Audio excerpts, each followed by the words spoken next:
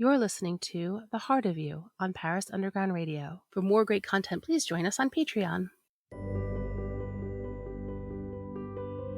Hello, and welcome back to The Heart of You. Today's episode is really exciting. I am so happy to have Lee and Sherry from Relationship Reinvented on the show today. And the reason why this is so near and dear to my heart is because I have worked with Lee as well as Sherry throughout the course of my spiritual awakening. Both of them have been such an instrumental part in me recognizing who I am, where I need to connect, which is to myself, and also just taking a look at things from an energetic standpoint. And I would like to welcome you to the show, Lee. Thanks for being on.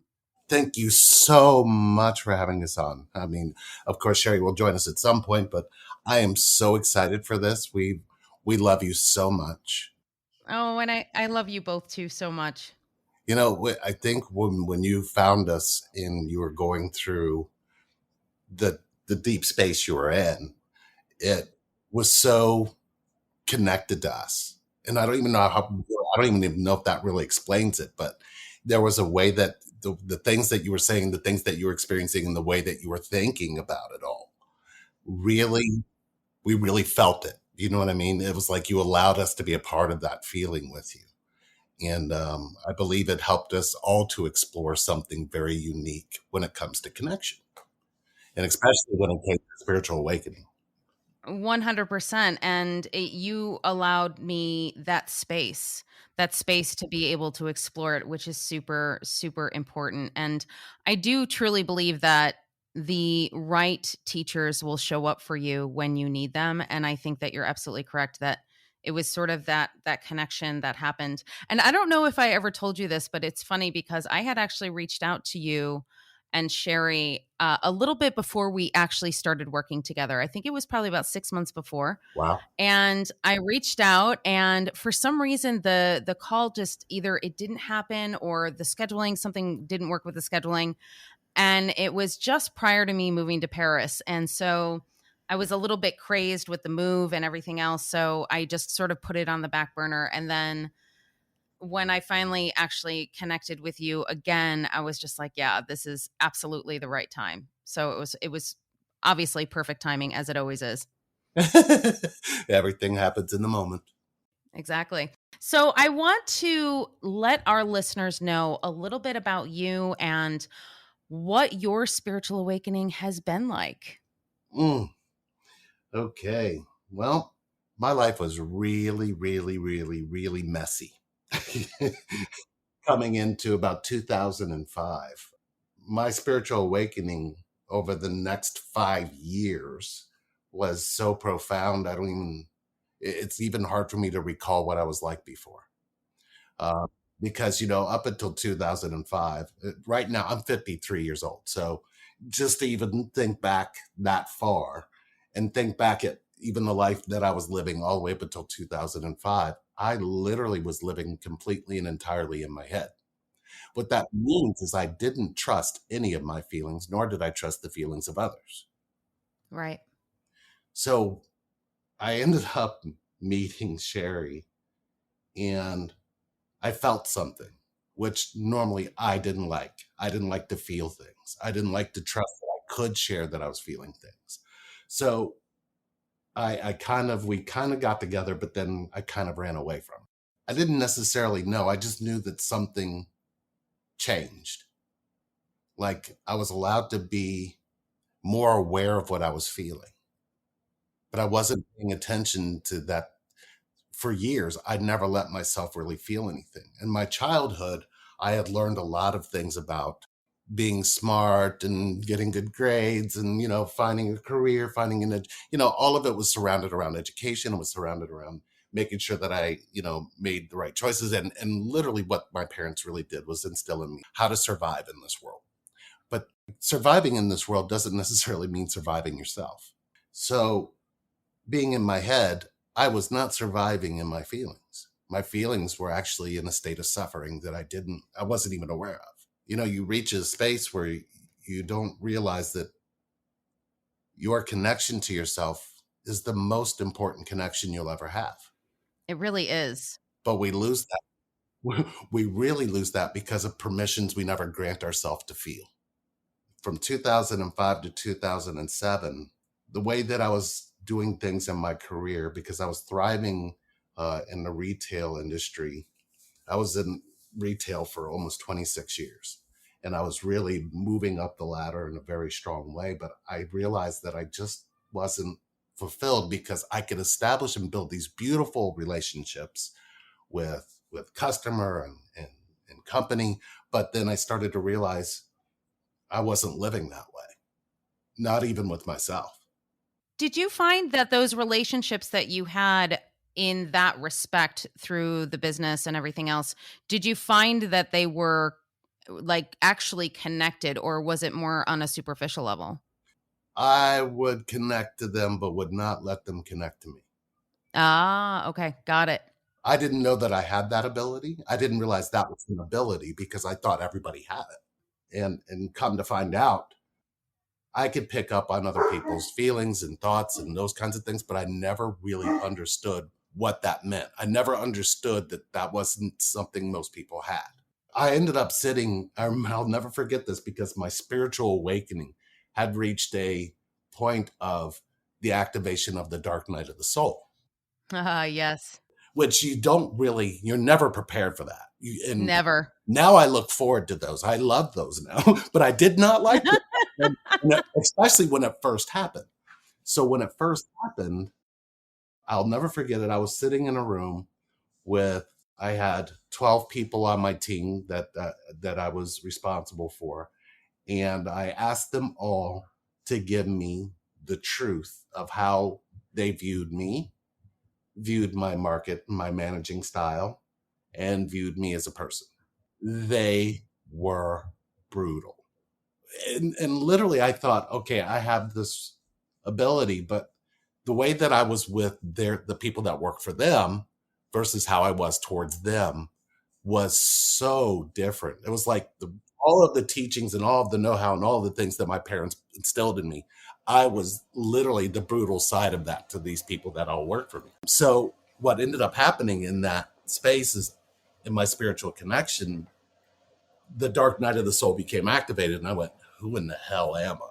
And it was so surreal because after I got that feedback, I established relationships with 8 of the 12 because 4 of them ended up leaving the company because they just couldn't take it anymore. They couldn't take me anymore. Mm. So that was also another part of the wake up call. So I was going through not sleeping, not eating, not taking care of myself. Meanwhile, this person I'm connected to was not in my life. That actually woke me up to all of this. So in 2007, I felt like, okay, I can achieve anything, but I don't want to be here anymore because I didn't know what to do with all of these feelings I had bottled up for years. Did you know that it was Sherry that sort of triggered your spiritual awakening? Or did you make that association at the time or no? Everything pointed to that. Okay, got it. And, all my feelings pointed to that. But I was living so recklessly and I was a man whore back then. And I'm sorry, listeners, but I got to tell the truth because Yeah, yeah. you definitely can't heal without the truth. The thing was, I wasn't telling myself that deeper truth. And what's beautiful is just to let you know, Sherry did pop in. So we're talking about spiritual awakening. Sherry, how are you? Wonderful. I am so happy to hear your voice. Oh, I'm so happy to hear yours. I missed you. I've missed you too. I'll let him finish what he was saying. So, yeah, kind of let you know what we're doing. So, in 2007, I show back up, but at this point, my dark night of the soul was the feelings were starting to really come out, and that I was on a destructive path. A destructive path in this way would mean that all of the hurt that was really kind of spilling out all of those years was now coming to a space where it was going to spill all the way out, no matter what I did. And you have to reach that point in the spiritual awakening. Otherwise, you're not going to really get to face yourself in your pain. And, for me, that was probably the death of who I thought I was. How did your feelings spill out? In what form did they take? Was it anger? Was it sadness? What did it manifest as? Drug use, alcoholism, womanizing.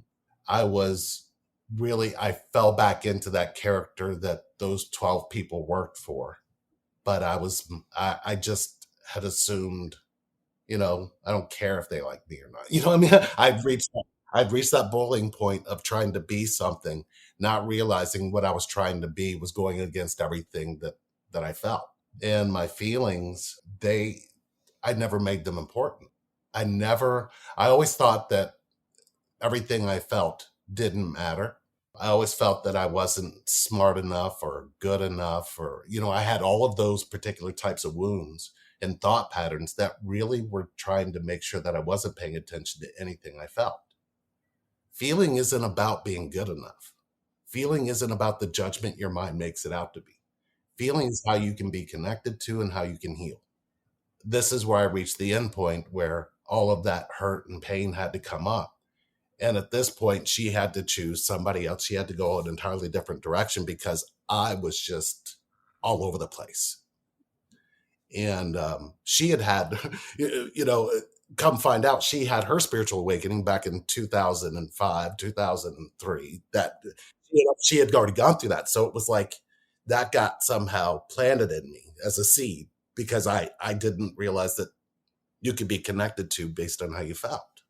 So as this started to sprout and all of my roots that were singed started to rebuild, I started to realize that what I was really deeply feeling was that I needed connection. But I didn't realize this whole time in my life, up until this point, that I even understood what that meant. Everything happened in your childhood. Things happen so fast.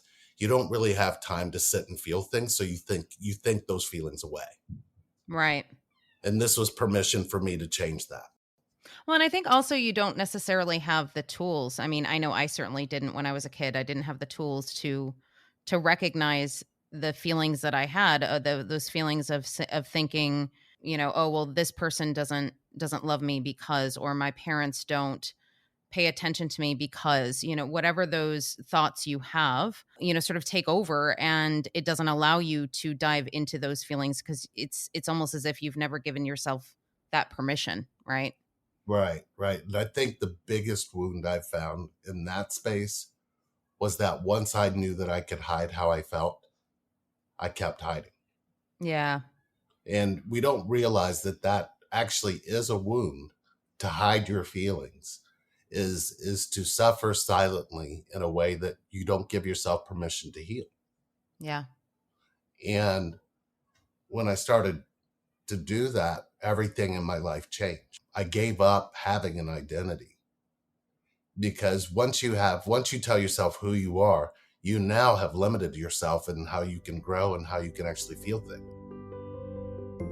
I love Paris for all of its myriad of options of things to do throughout each and every day. However, it can get a little overwhelming sometimes to figure out what you want to do because there's so much to do. If you're in this position, I highly recommend you listen to Don't Miss This with Jennifer Garrity.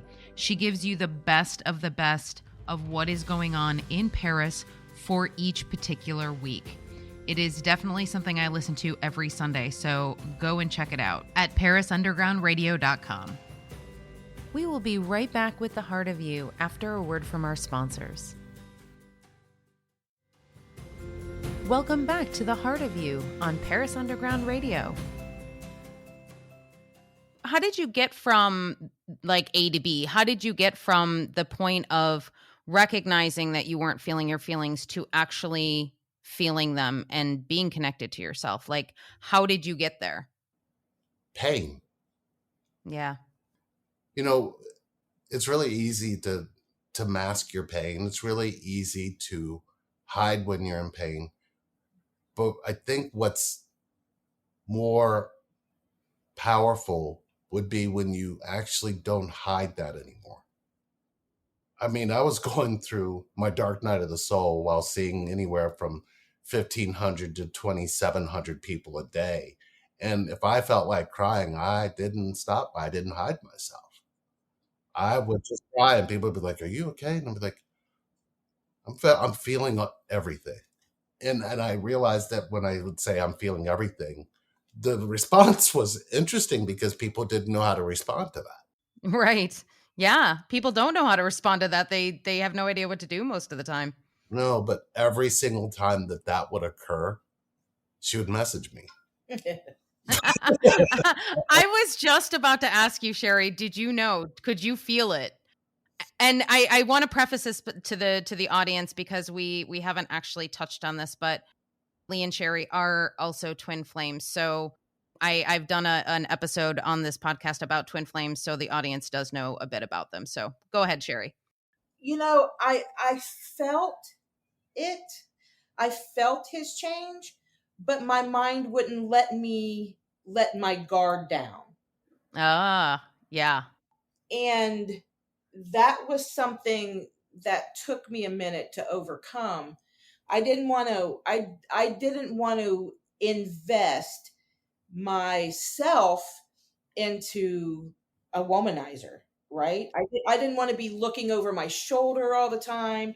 I didn't want to be in his phone. I didn't want to be following him everywhere. I just didn't have time for all that, or the emotional energy for it. So I really just sort of tried to find the balance in the mistrust and watching his actions a little bit more. And then silly things like, oh, I'm at a meeting. Yeah, well, snap me a shot of the meeting. And then it would come through and I was like, oh, okay. He didn't have time to look up like in a meeting space. I want to see your shoe or something like that. Right. It started to get crazy. And then it became a battle with my mind and my soul, right? Yeah. I had to let one of them go so I could explore this. And it was a battle within myself because I didn't want to be hurt or let down or wrong, right? Yeah. So it took a while, but a lot of that was finding myself too. Like, well, I don't necessarily, if he does go off and do this, I'm cool, right? That's just who he is, and I'm going to be fine. I'll be okay. I'm not going to let it. I'm not going to let it destroy me because I've trusted again and then got hurt. And not only not letting it destroy you, but in fact realizing that if that did happen, that it wouldn't destroy you. So in other words, you would still feel whatever you were feeling, but you wouldn't let it completely incapacitate you for however many days, right? Exactly. I wouldn't, be indulging in a bunch of ice cream, sitting in front of Lifetime crying. Right. I had already Wow. done in my mind. This is going to sound kind of crazy, but it's actually true. I already did it in my mind. I already went through the hurt and breakup in my mind. So I was over it already, right? And that's what sort of broke me through.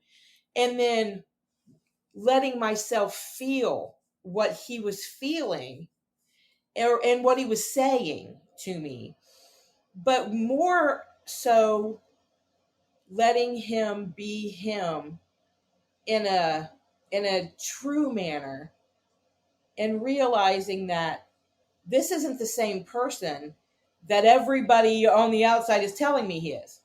And realizing that, I mean, this is the most loyal man I've ever met in my life. He's loyal to a fault. And it's beautiful that all this time I've never had to look over my shoulder. I never have to look in his phone. I never have to wonder what he's doing, And it's very peaceful and it's very calm. It's a 100% trust. And don't get me wrong, there are times when my mind wants to take over and say, well, it's been a long time. There's got to be something happening. And then realizing that my soul's telling me different, you know, and he does nothing but literally work and work. And I'd love you somewhere in there. yeah, in there it's a little bit. um, but what he does now, instead of indulging in other women or drugs or alcohol or any of those things, he sort of indulges himself and in me and in our connection. And he doesn't do human things as much as I would like him to. It's very much a part of being connected and knowing. It's a knowing. Right. And that knowing is there in me. A lot of the times I'll say something to him and my mind's like, or my soul's like, why'd you say that? You know what I mean? I don't know. I just gotta, sometimes like my mind tells me I've got to keep him on his toes. You know what I mean? Soul tells me that just let him rest.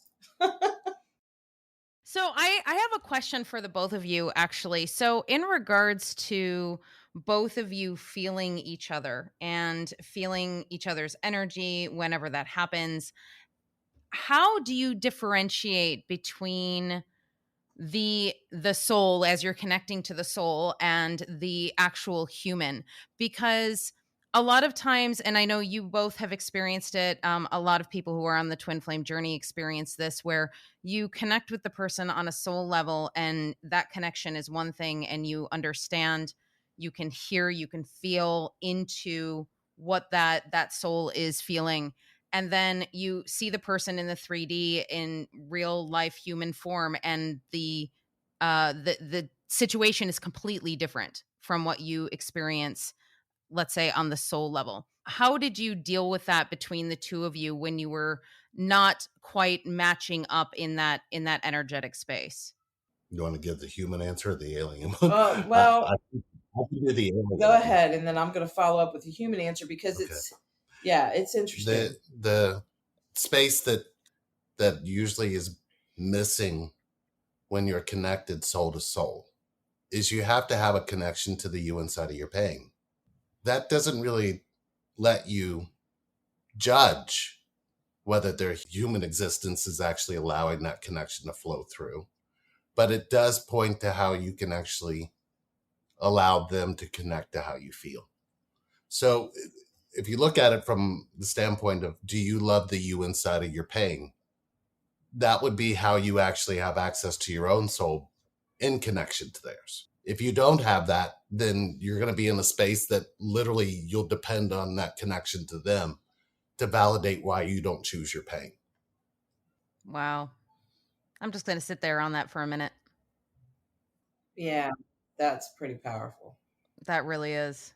I could go deeper, but I believe that's as simple as it needs to be right now. It is. It is. And the really interesting thing is that when I was a kid, and it's not a surprise that people had said this to me, but people say these kinds of things all the time, but whenever they say, "Oh, once you really love yourself, you'll find a beautiful relationship," or whatever it is that they say to you when you're younger. And I never really understood what that meant. I never understood what it meant when they say, "Oh, when you love yourself." And I'm like, well, I see a lot of people out there in relationships that are not loving themselves, and they seem happy. Like, what's going on with me? So, but it's the way that you put it, loving yourself in your pain. If you can do that, that is truly, truly loving yourself. Because it's easy to love yourself when you're awesome, right? I mean, that's easy to do. The deeper aspect of that is, once you love the you inside of your pain, you don't need to love yourself, because then it becomes clearly undefined, because choosing you inside of your pain rebirths in everything you experience. Yeah, human beings, and I'm a human being, clearly, so I'm not stereotyping. Human beings are just human beings, and we do what we do. Unfortunately, we have brains and we use them, but the brain wants to the brain wants you to make the other person happy. The brain wants you to focus on that other person and fall all over them and do all these things for them to make them happy, right? In the meantime, you're losing you and you're losing yourself. And in the long run, you're going to resent that other person because you've poured all of these human things into that person. And it can be anything and all things. It ends up turning into a lot of times an obsession, right? And then in comes when you become obsessed with something, then you get jealous if somebody else wants to have a piece of it, right? And that piece could just be words of wisdom or a hug or anything. A lot of people get super jealous if somebody even looks at their partner. The human mind wants to bring in all of these toxic things, right? When you're connected, most of those things go away. And when you start to take care of you and you start to put your energy into you, that's when you notice that the other person is also getting fed. The other person is also feeling that love, and the other person's also seeing the changes and the growth in you. And the relationship would stay newer. Does that make sense? You're constantly growing. You're forever growing and noticing, well, you're not the same person that you were yesterday, or you're not the same person that you were last week. Well, hopefully not. Hopefully not. Hopefully every day we're growing and we're changing. And when you're connected to yourself, you really find that love in yourself. And look, I've been through it, right? I have been through it in every aspect from birth to now. I've had a really, really, really rocky life. And the peace that the connection brings, and I guess the comfort that the connection brings, the confidence that the connection brings. You find more confidence in yourself, and the other person sees that. And you're confident enough in yourself, your partner's not going to want to lose that. A person who's confident and independent and able to be themselves, if that makes sense. And then so the connection gets fed both ways. If the focus isn't on them, if the focus is on you. And instead of pouring your entire existence and your happiness into your partner, if you're pouring it into yourself, your partner's going to get it twofold. And a lot of people don't understand that, or that's what connection brings. And that's how you tell the difference. That's how you tell the difference if you're just in a relationship or you're actually connected to that person. Because Lee could be in a room full of beautiful, sexy bikini models, and it wouldn't bother me a bit. I would, you know what I mean? It really wouldn't bother me a bit because I'm confident enough in myself, right, to know that that we're connected no matter what. And he's gonna make decisions in the connection, not in the mind. And I'm gonna make decisions in the connection and not in the mind.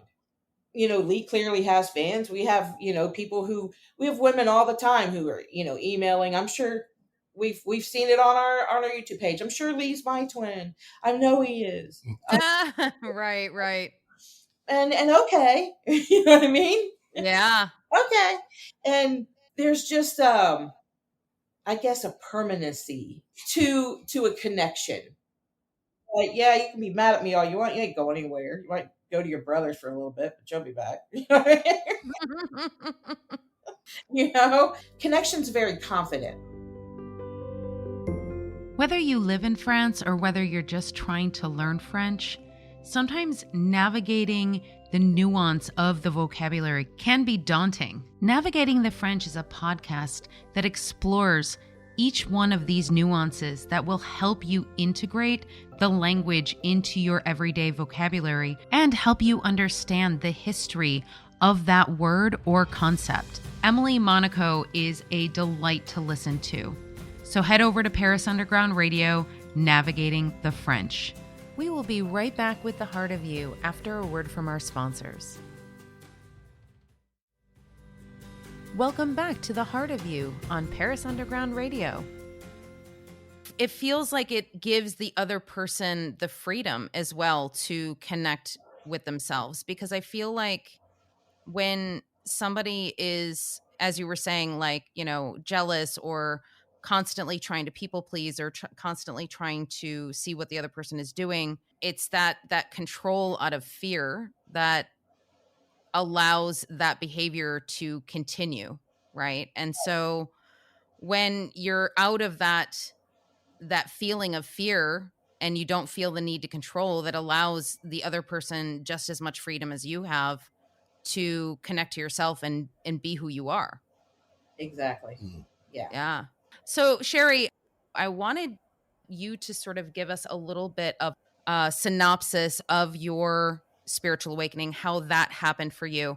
And just to let the listeners know, if you want to hear a lot more about Lee and Sherry's story, they have a fabulous YouTube channel. We'll go over all of the handles towards the end of the episode, but they have a specific playlist that goes over their entire journey. And I think, what is it? It's like 40 videos or something like that. I think we're at It's like, 28 or something like that. yeah, I'm not kidding you. Like, I watched every single one before I started working with you both. Like, I was glued. I was just like, oh my gosh, okay. It's soap opera. It really is. Wow. I mean, when they say they've been through it, trust me, they've been through it. So yeah, if you just want to give us a brief synopsis of your awakening experience. I was at a time in my life where I was literally separated from my life and not knowing what direction that I wanted to take in life, really not knowing who I was as a person, the decisions I had made from even as a child to that point. I was questioning a lot of things that had happened in my life and started to go through that. Well, why me? Why did I have to endure so much as Mm. a child, as a teenager, as a young mother? I waited to have kids until I was in my very early 20s.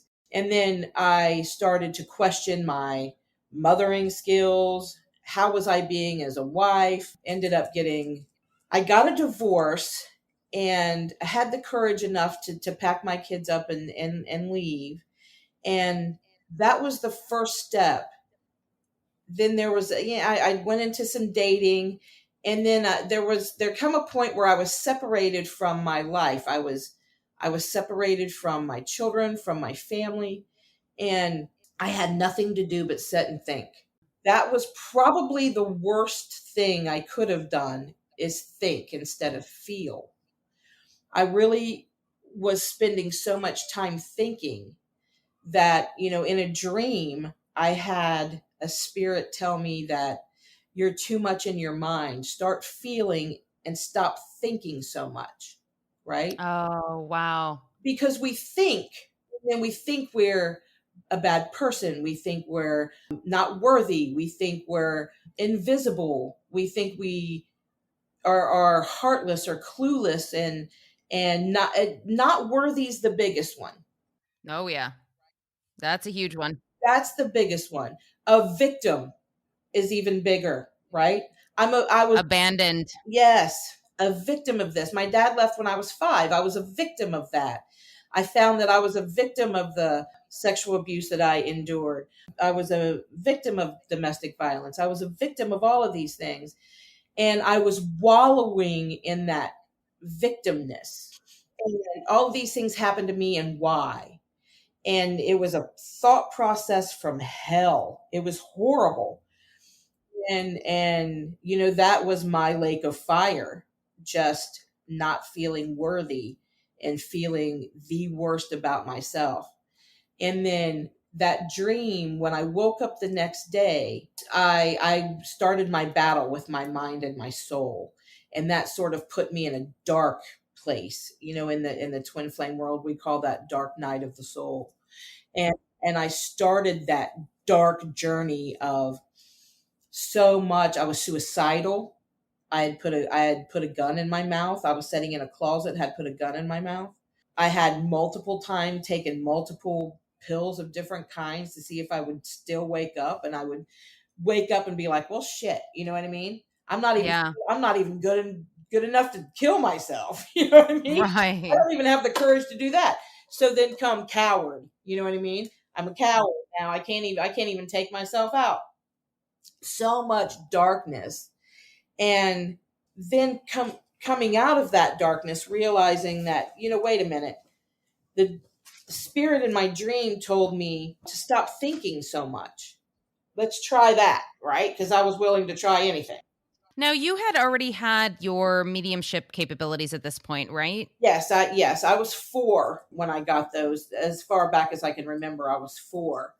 And which was a whole other thing, because you can't tell your family you're hearing voices, because I did. And I was put in many therapist offices. She's hearing voices, and so much goes on there. So I just sort of kept all of that quiet in me until I got much older.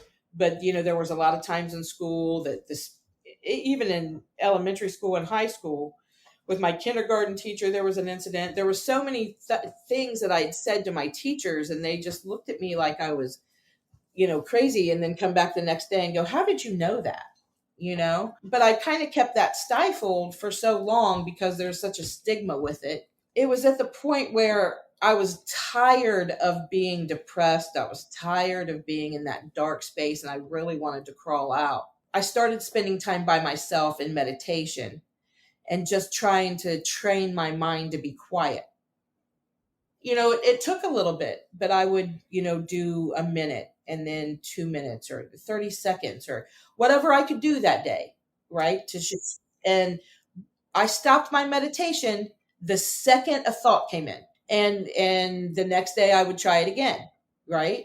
And the second the thought, and I got up to, there was 4 or 5 minutes where there was no thoughts, just listening to my surroundings, whether it had been a fan in the room or if I was outside, a bird chirping, just listening and not thinking, and feeling, right? And when I realized that I could override my mind and feel, that's when I started feeling worthy. I started feeling like a survivor instead of a victim, right? And not even knowing that there was so much more coming, right? I got really, really sick in early 2020, and was in hospice care at the end of 2021, right? Until I was miraculously called for a liver, and went and got a liver transplant. But in that in that awakening, realizing that I was not a victim of those things, that I'm a survivor of those things, and not holding on to hate or anger, I guess. All those things that are associated with all these things that happen in your life, you want to blame everybody else. And, a lot of it wasn't my fault. Realizing that it wasn't my fault, right, was a big thing. The biggest thing, and I've said this for years, and you'll probably hear it a million times if you get to our channel, but I had to forgive myself for not forgiving myself sooner. Yeah. Being angry and pissed off and mad at myself because I was holding on to things for so long. And I would keep a file cabinet of things that I could throw back out, right?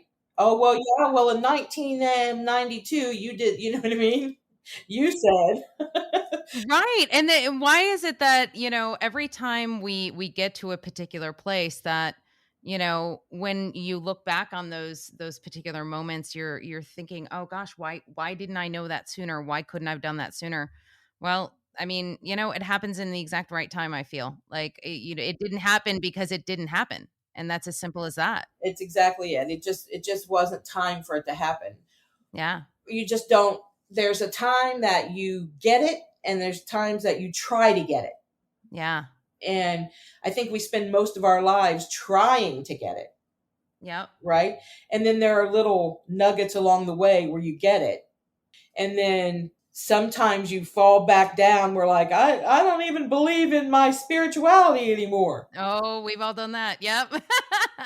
I can't, I can't even tell you the times where I was like, you know what, this meditation sucks. I'm not doing this anymore.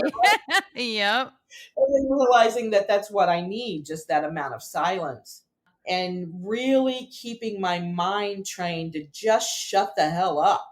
And so let's talk about the trying for a second, because I love the way in which you and Lee hold the space for all of the people that you work with, including myself, in the way in which there's so much trying going on. And I remember doing it myself when I first started working with the both of you, that I was trying so hard to understand, or to have the concept of what was being given, and I couldn't get it, and I was just like, I don't understand. And it's like, okay, so one of my favorite things that Lee says all the time, which is feel. He will just look at you and he'll just say feel, and that's all he has to say, and you're just like, oh, right. Oh yeah. Right. Right. I, Okay, got it.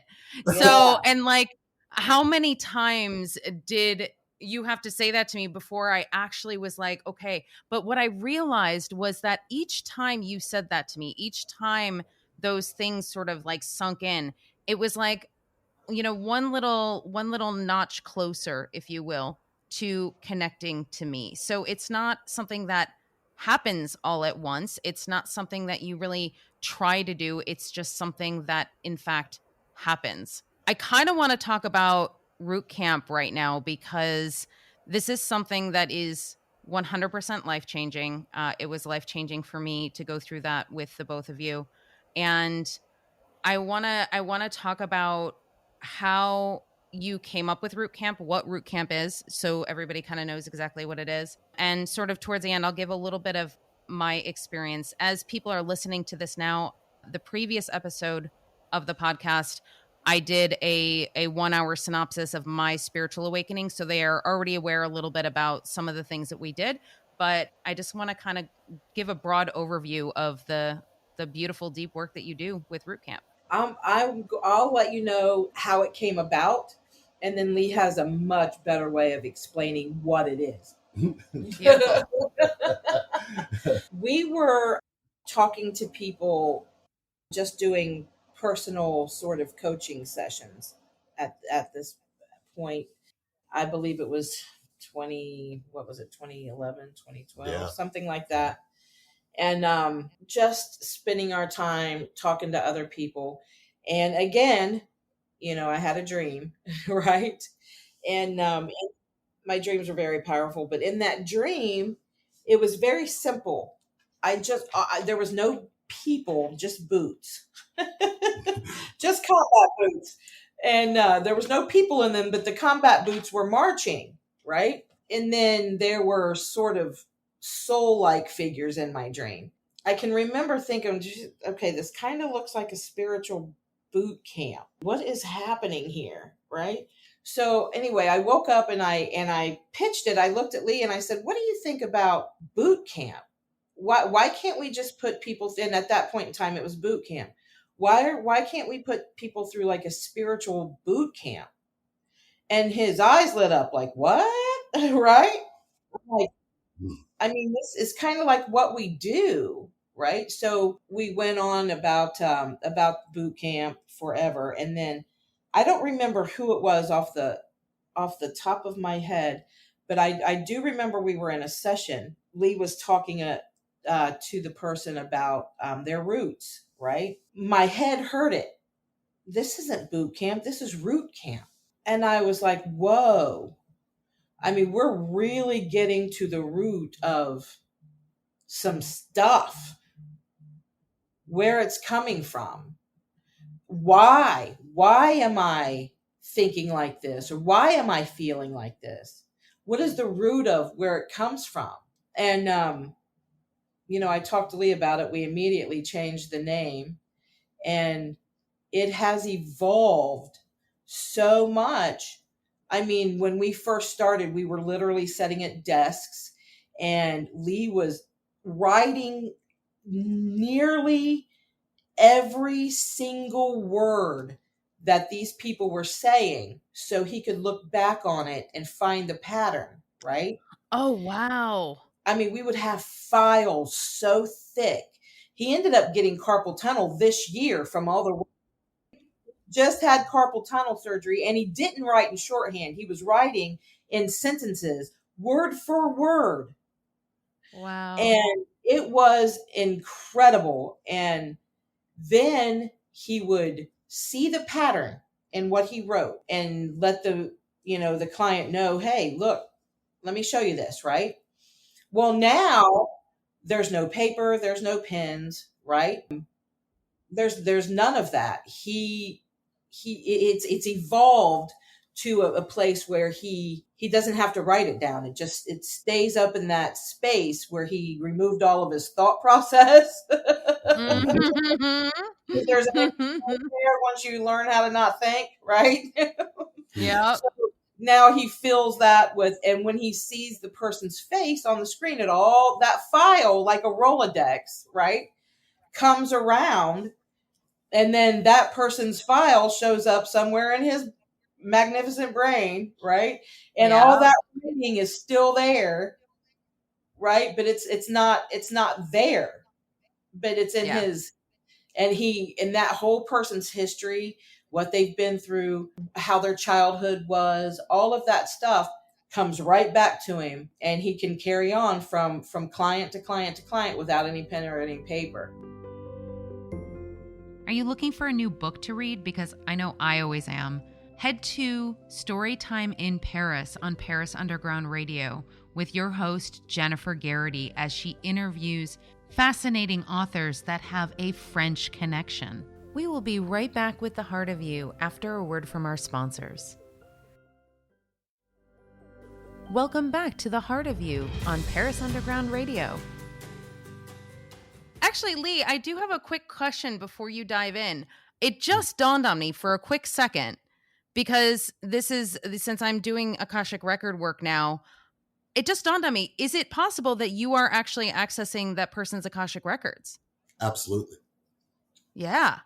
Absolutely. I just thought of that. Wow, cool. During the time that we came up with boot camp and root camp, it was quite interesting because on one aspect, she was coming up with what this was and coming up with the questions of what this was. Meanwhile, I'm dreaming of being stuck in Egypt between all three pyramids. Couldn't quite figure out why I kept dreaming about it, and I would share it with her, and I would tell her it's really interesting because these little orbs are coming out of these pyramids and going into me, and then I'm pulling them out, and then I'm reshaping them and putting them back in. And then the all-seeing eye started showing up, and it was getting bigger in every dream. And every dream, I could go up to it and put my hand on it, and it was like I could just feel everything. And it's like, I don't understand this. But then that dream finally hit me where I walked through the eye. From that point on, it was like I could empty my mind when somebody's talking, but not only do I pick up every word that they're saying, I pick up what their body does when they do it.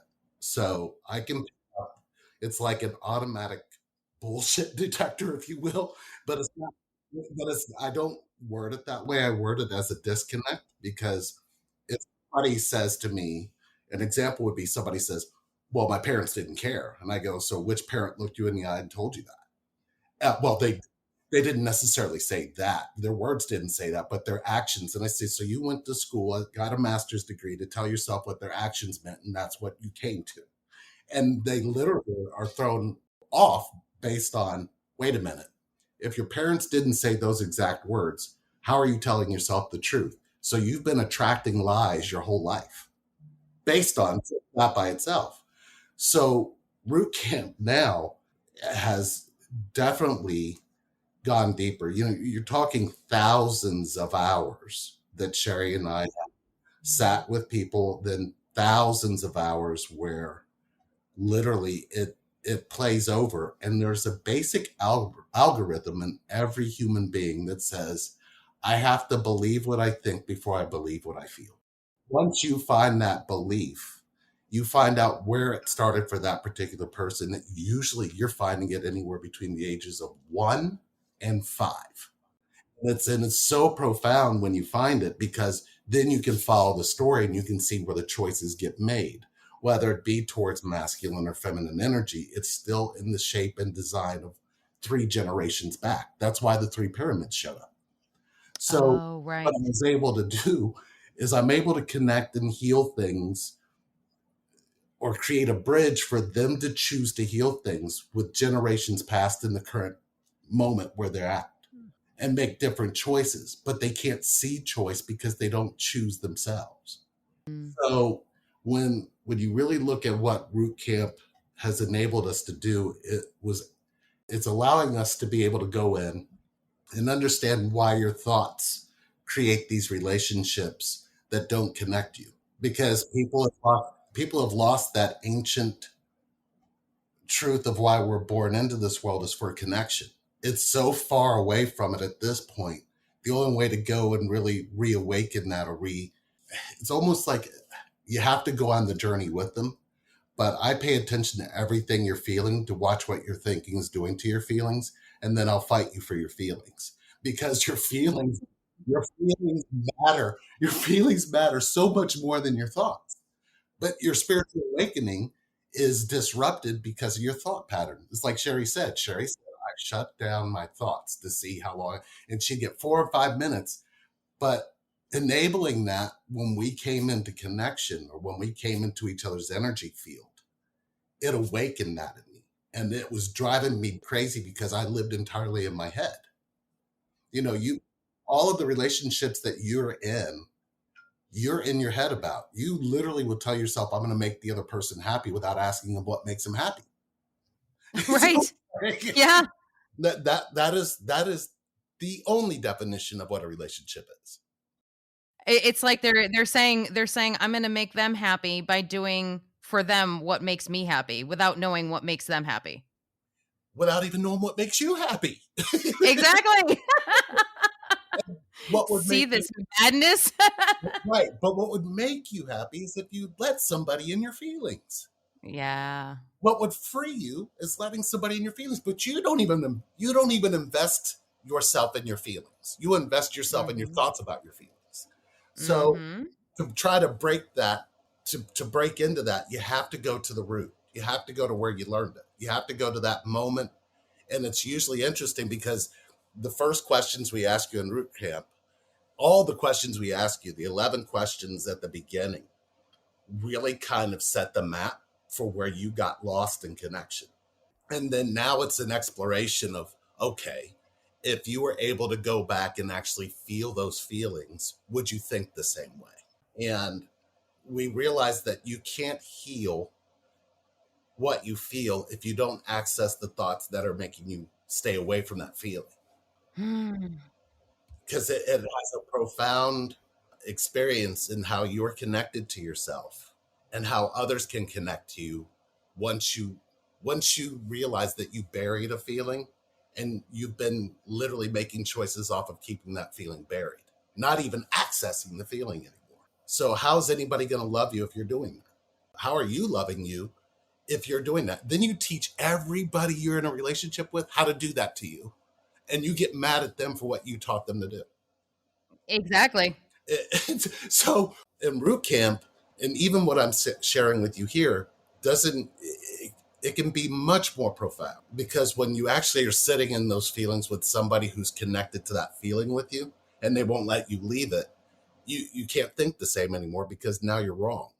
And the most beautiful experience you can have in finding your own independence and setting yourself free, and setting your spirituality in a space that's more important than your thought patterns, you'll find that you have to sit in the feeling, that you can actually sit with somebody and they won't let you leave the feeling.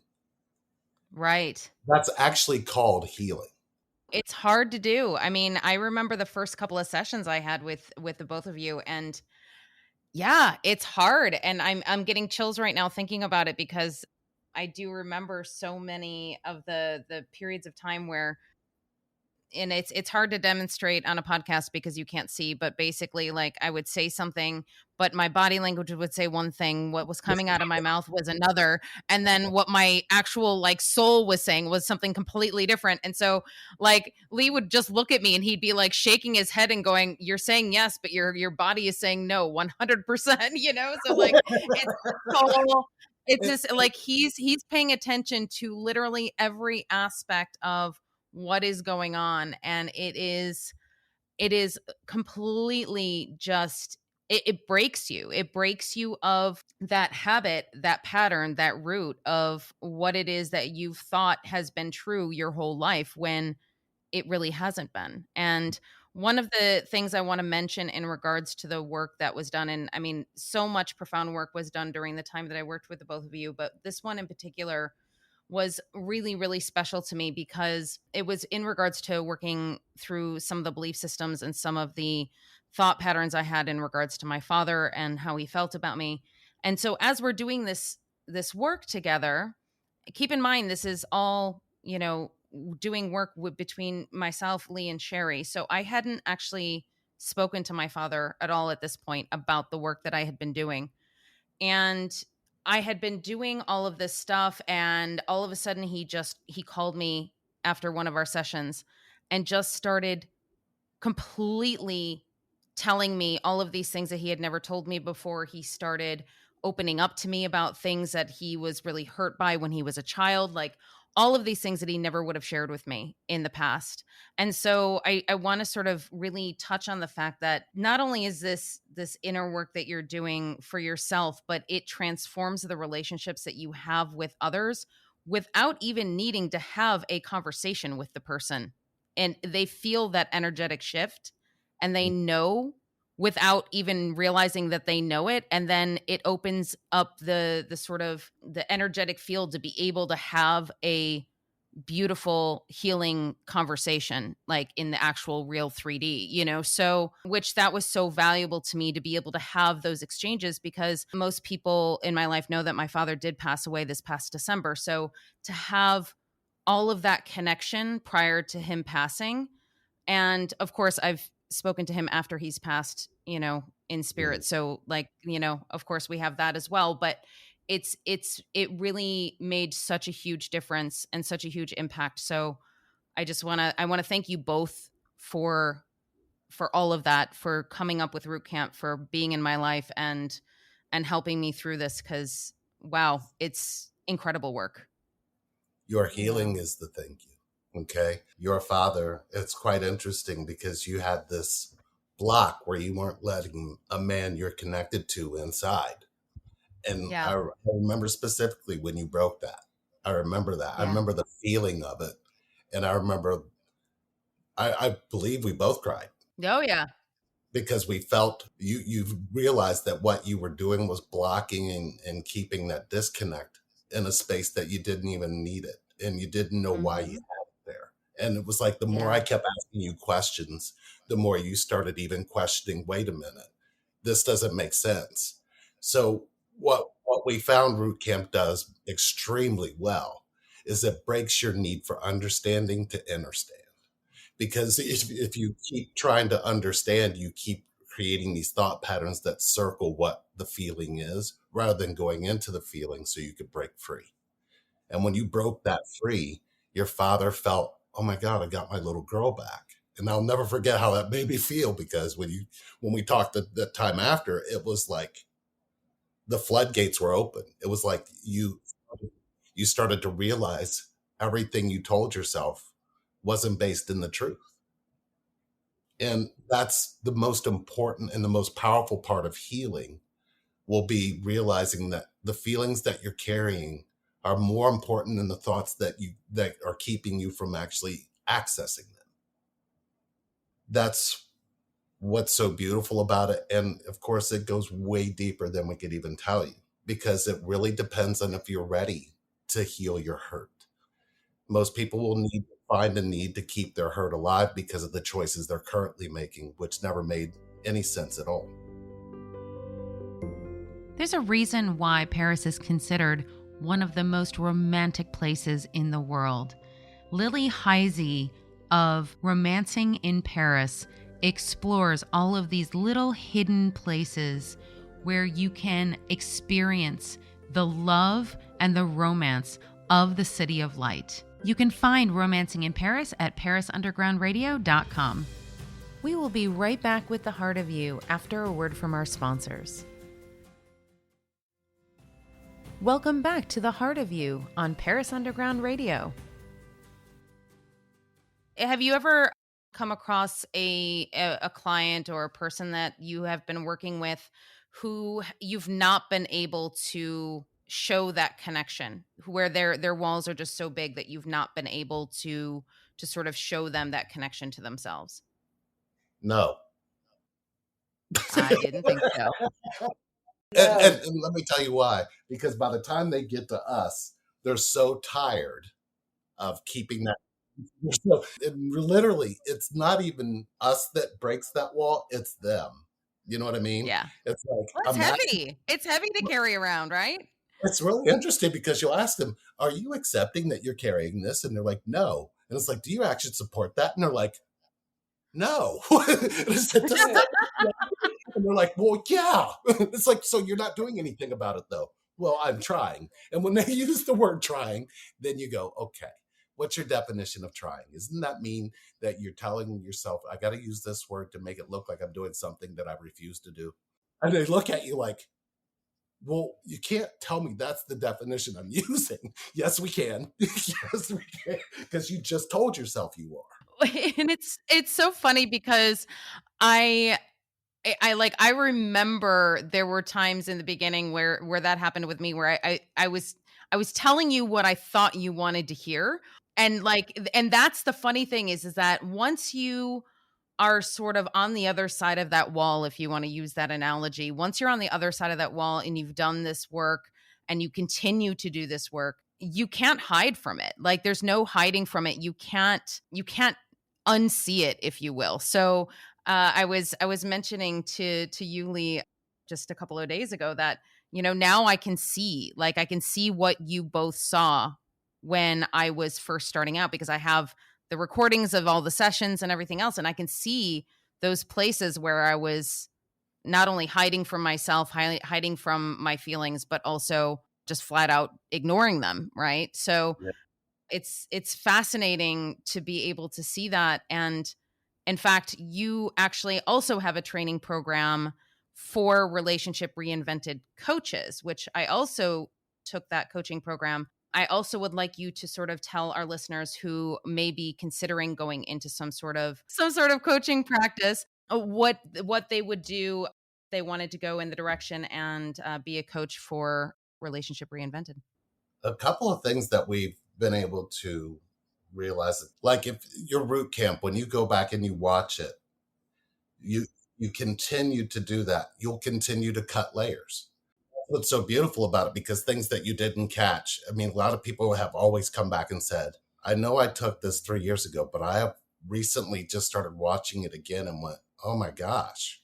I mean, I was realizing I was still doing this even in this moment. And then when I watched it again, you said something and it didn't land then, but it's landing so deep now. And it's like, well, of course that's there, but don't ever doubt that your depth isn't bottomless, because it's like you don't realize how much love you've been keeping from yourself until you reach the point where you realize that there is no bottom.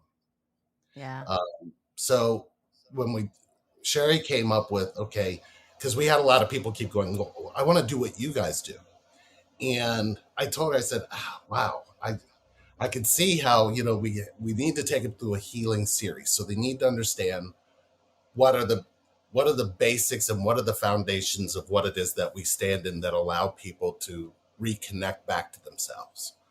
And we realized that it's broken down into so many different types of things. But when you actually pull those things together, it's like taking an even deeper root camp. Because you can't coach somebody to do something you're not giving yourself. Yeah.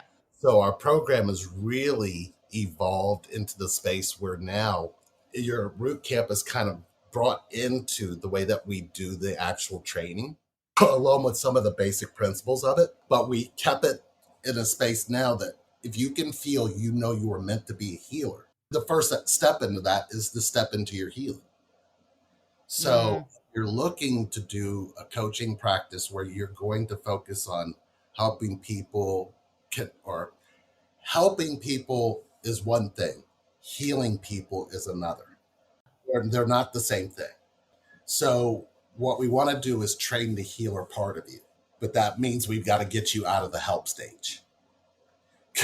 Because help is going to do nothing more than cope. It's never going to reach the space where you can heal. So it's the Band-Aid. It's the Band-Aid that we're going to continuously keep ripping off of you and going, hey, we need to focus and put our hands on this. Yeah. No, it hurts, but it's got to hurt because you won't bring anybody into healing unless you're doing it for yourself. So you have to find that space in you where that is always constantly occurring. And the program is long, but it's so deep, especially by the time we get into train you how to do root camp. And then you realize that the 11 questions we asked you weren't about the 11 questions that we asked you. I think a lot of people have taken the program just to see why we asked those questions. Right. See that too. We had a coach who actually was bringing people out of ayahuasca and taking them through root camp. And I was like, wow. Oh my God. After they learned what the 11 questions were, they went, oh, this is perfect. And I'm like, oh, that's painful. It's like, you can't be the same from that point on. Not that you can be the same going through root camp, but it gives you, I believe that what you're looking for isn't an actual tool that's going to heal your connection to yourself, but a space where you can go into where it's not a tool anymore. You realize that you have always been the tool to your healing. So getting you into that space so you can do that for other people, it's a beautiful experience, but know that you can't have it if you're not ready to be connected to your pain. Right. Which is a very substantial part of healing. If you notice, even Annette, when we went through yours, I was constantly telling you I stay in my pain.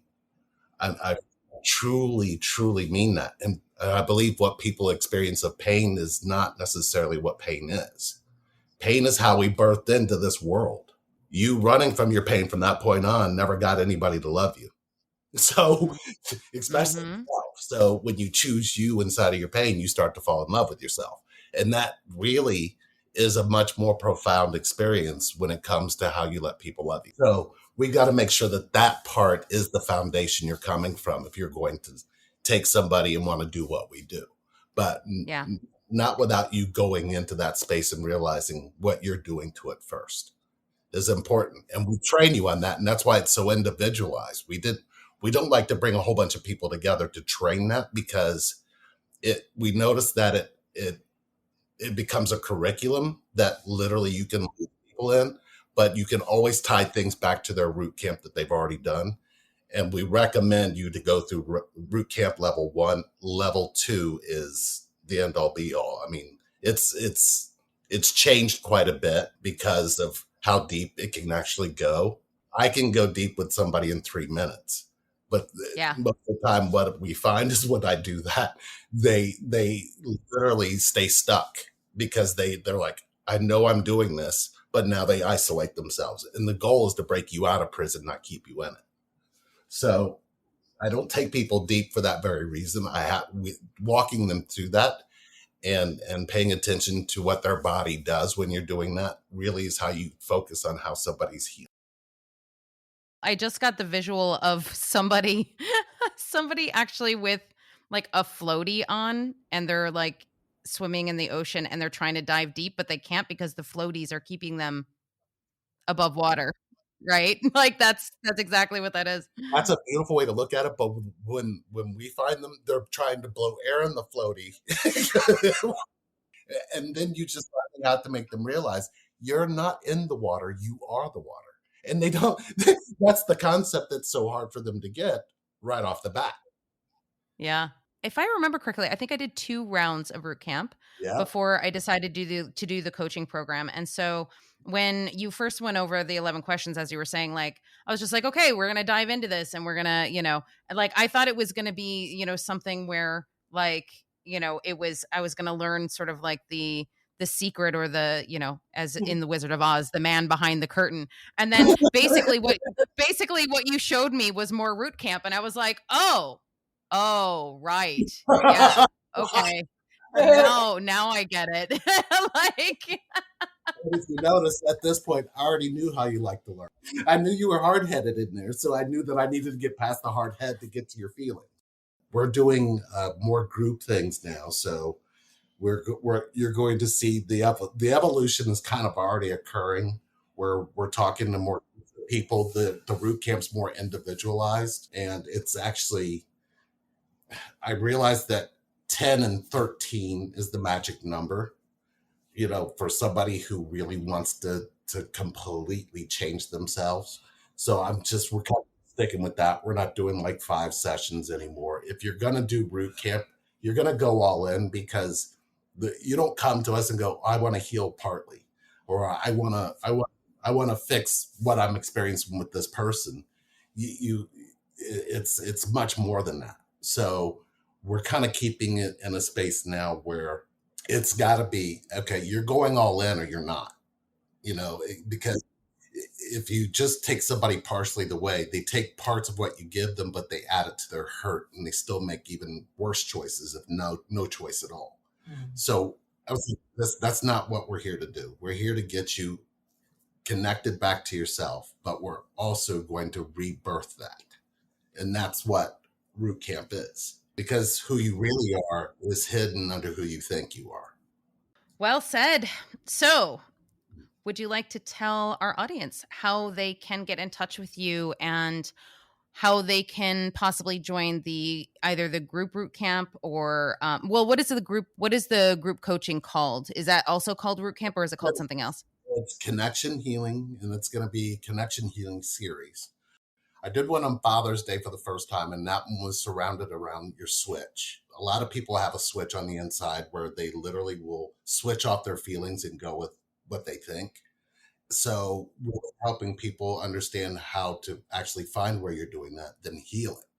So we did a 3-hour, it was actually a healing where we actually went in, and literally every person in the room got to participate and share what they thought the switch was, and then really talked about what their feelings were. And it was really powerful, because the people that watched it really experienced like they literally, everybody thereafter went, what in the actual, what was that powerful?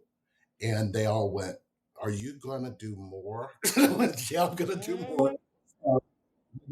There's definitely a need for it. And I think even somebody said something, and I felt my ego trying to come out. I felt it and I stopped it.